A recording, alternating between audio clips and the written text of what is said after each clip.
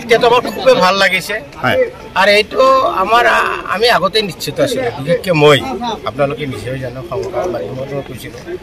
যে 10 লাখ ভোটৰ ব্যৱধানত জিকিব প্ৰায় হোৱাৰ পথত এতিয়ালৈ কাউন্টিং শেষ হোৱা নাই 9 লাখৰ ওপৰত গৈছে এটা বস্তু মোৰ মতে এতিয়া হয় নাই নহয় মই কৈছিলো এফডিএফটো 3 নম্বৰত থাকিব এজিপিটো 2 নম্বৰত থাকিব কিন্তু সিহঁতৰ মাজত এটা কন্টেষ্ট হৈ আছে মই সেম কৈছিলো যে কন্টেষ্ট সিহঁতৰ মাজত হ'ব ৰোল নম্বৰ আমাৰ 1 হ'ব মাৰ্ক বহুত ডিফাৰেন্স থাকিব টিভি বিলাক ওলালে আপোনালোকে নিশ্চয় গম পাব মই এইখিনি কথাই কৈছিলো এনেকুৱাই কৈছিলো হবহু ধুবৰীত হেতু হ'বলৈ গৈ আছে বিশেষকৈ আজি ৰাইজে ধুবৰীবাসী ৰাইজে সচেতন হৈছে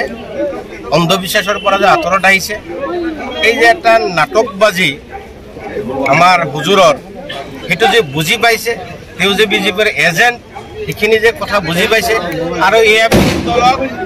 নোহোৱা কৰিলেহে অসমত কংগ্ৰেছ দলৰ চৰকাৰ হ'ব এইখিনি কথা যে ৰাইজে বুজি পাইছে তাৰ কাৰণে মই ধুবৰীবাসী ৰাইজক বিশেষকৈ মই আন্তৰিক ধন্যবাদ দিছোঁ শুক্ৰিয়া আদায় কৰিছোঁ কি ক'ব আপুনি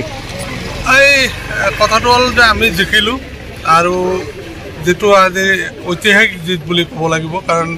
ইয়াৰ আগত কোনো ব্যক্তিয়ে ইমান ভোটৰ ব্যৱধানত জয়লাভ কৰা নাই কাৰণ এইদৰেটো স্ফূৰ্তভাৱে মানুহে ভোট দিছে আৰু ধুবৰীবাসী গোটেই জনসাধাৰণক মই আন্তৰিক ধন্যবাদ জনাইছোঁ যে তেওঁলোকে আমাৰ কথাত বা আমাৰ নেতাৰ কথাত পতিয়ন গৈছিল কংগ্ৰেছ দলৰ পক্ষে তেওঁলোকে ভোট দিছে এইটো আমি ধন্যবাদ জনাইছোঁ আৰু এটা কথা এইখিনিত ক'ব খোজোঁ যে সাম্প্ৰদায়িক শক্তিৰ ওৰ পৰিল সাম্প্ৰদায়িক যি শক্তি বদৰুদ্দিন আজমলৰ এই সাম্প্ৰদায়িক শক্তিৰ আজি ওৰ পৰিল ইয়াৰ পিছত আৰু এই শক্তি গা কৰি উঠিব নোৱাৰে আমি ৰাইজক ধন্যবাদ জনাইছোঁ যে আগন্তুক দিনত যাতে মানুহে বৰ্তমান যি চৰকাৰৰ যি চৰম অৱহেলা মানুহৰ প্ৰতি বস্তু বাহিনীৰ জাম যেনেকুৱা বাঢ়িছে এই চৰকাৰক মানুহে ওপৰাই কংগ্ৰেছ চৰকাৰ আনিব এই এটা লক্ষণ দেখা গৈছে এই নিৰ্বাচন ইউডিএফ নিশ্চিন্ন হোৱাৰ হ'ব নেকি আপুনি কি একদম নিশ্চিন্ন হৈ যাব ইউডিএফৰ কোনো নাম নাথাকে এটা সময়ত যে ইউএমএফ বুলি এটা দল আছিল আজি যেনেকুৱা পাহাৰৰ গৰ্ভত লুপ্ত হৈছে ঠিক তেনেদৰে ইউডিএফ দলটো লুপ্ত হৈ যাব আৰু এই নিৰ্বাচনে বা এই ফলাফলে আগন্তুক বিধানসভা নিৰ্বাচনত 2026 কিবা এই প্ৰভাৱ পেলাব নিশ্চয়কৈ প্ৰভাৱ পেলাব এইটো নিৰ্বাচনত নিশ্চয়কৈ আগন্তুক দিনত